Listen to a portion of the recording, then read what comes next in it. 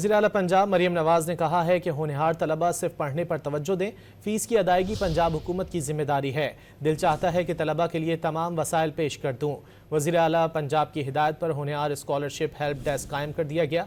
होनहार scholarship scheme के लिए तलबा व्हाट्सएप, लैंडलाइन नंबर और सोशल मीडिया पर रुजू कर सकते हैं। वज़ीर आला की हिदायत पर हेल्प डेस्क तलबा के मसाइल के फौरी हल के लिए कायम किए गए हैं। मरियम नवाज ने कहा कि पंजाब का हर तालिब इल्म और तालिबा उनकी बेटी और बेटे की मानिंद है, उनके लिए माँ बनकर सोचती हूँ। वज़ीर आला पंजाब की हिदायत पर होनहार स्कॉलरशिप हेल्प डेस्क कायम कर दिया गया।